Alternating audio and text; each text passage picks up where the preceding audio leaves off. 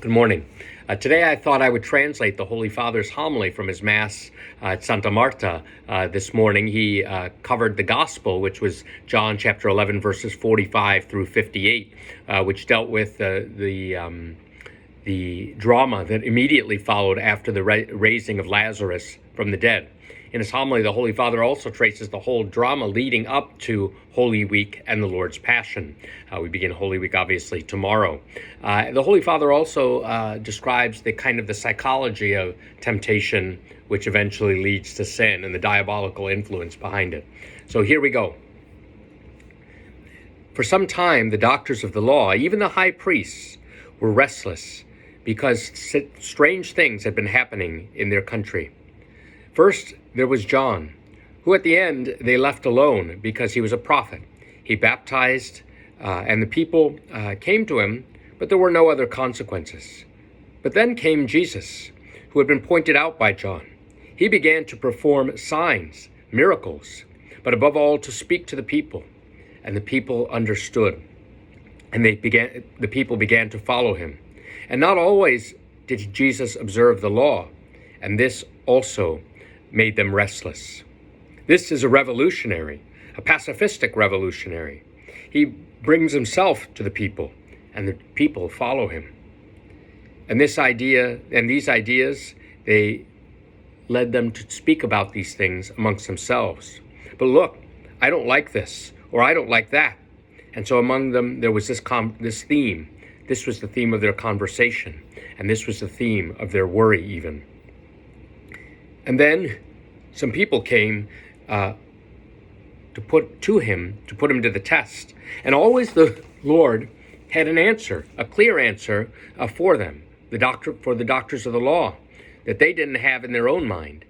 We think of the woman who was married 7 times and who said, and when they asked Jesus, well, in heaven, whose spouse will she be?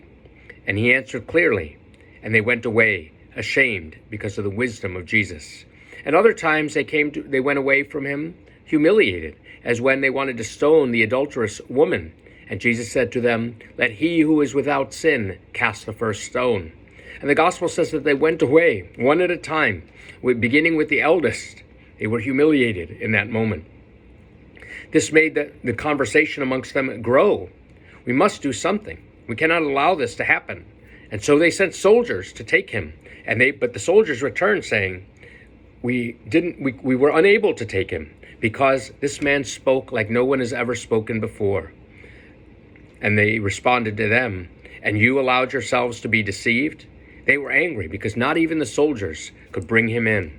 And then after the raising of Lazarus, this that we feel today, this passion, many Jews came to see the sisters of Lazarus, but they went away and they saw something good, and they wanted to report it to others. But some of them had been sent by the Pharisees and returned to the Pharisees, and they referred what Jesus had done. Others believed in him. And these that went away, and they always go away chattering, they lived carrying with them their gossip, they went to tell them. And in this moment, that group that was formed of the doctors of the law had a formal reunion, a formal gathering. This is very dangerous. We must make a decision. What will we do? This man is performing many signs. They will recognize the miracles. If we let him continue as such, they will all believe in him. There is a danger. The people will get behind him, and they will distance themselves from us. The people, of course, were not really attached to them. The Romans will come, they said, and they will destroy our temple and our nation. In this there was a partial truth, but not the entire truth. There was a justification because they had found a balance with their occupier, but they hated their Roman occupier, but politically they had found a balance. So they spoke amongst themselves. One of them, Caiaphas, he was the most radical. He was the high priest. He said, do you not realize that it is better for one man to die for the people than for the whole nation to end up in ruin? He was the high priest, and he made the proposal. Let us put him out. Let us kill him. And John said, he said this not of his own accord, but because he was high priest that year, and he prophesied that Jesus must die for the nation. And so from that day onward, they made a decision to kill him. There was a process that began with little disturbances, little restlessness at the time of John the Baptist, and then in the end, it seduced even these doctors of the law and the priests. It was a process that grew, a process that was more secure about the decision that had to be made, and no one bothered to say very clearly, this is out of line. This mode of proceeding of the doctors of the law is properly a figure of how temptation acts in us. Because behind this, evidently, there was the devil who wanted to destroy Jesus. And the temptation in us generally acts in such a way. It begins with something small, with a desire, an idea. It grows, it infects others, and in the end, we try to justify ourselves. These are 3 steps of temptation of the devil that at work in us. And here are 3 steps that have led to the temptation of the devil in the person of the doctors of the law.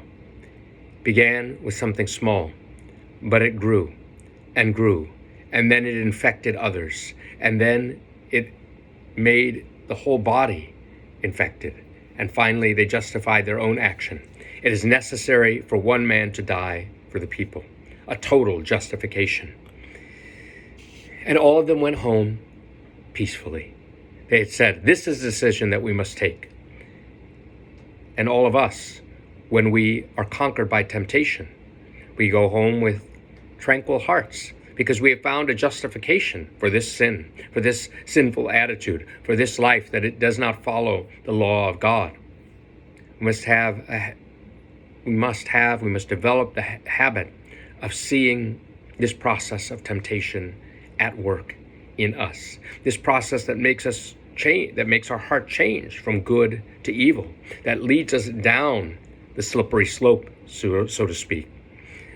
One thing that grows, then it grows slowly, and then it infects others, and in the end, we justify ourselves. It's difficult in us to see the blow of temptation. The devil is astute. He knows how to take this street. He has taken it in order even to arrive at condemning Jesus. When we find ourselves in a sin, in a fall, yes, we must go to ask pardon of the Lord. This is the first step that we must take. But then, after, we must say, how did this fall happen? How did it begin, this process, in my soul? How did it grow? Whom have I infected? And in the end, how did I justify myself in this fall? The life of Jesus is always an example for us. And the things that happen to Jesus are also the things that happen to us. The temptations, the justifications, the good people that we surround ourselves with in order to make us feel not so wicked. And in the moment of temptation, we search to be closer to them, and that causes the temptation to grow. We must never forget, never. We must always see that behind a sin, behind the fall, there is a temptation that begins with something small and grows, and that infects, and in the end leads to justification, the justification of the fall. May the Holy Spirit illuminate our interior awareness of all of this. May God bless you.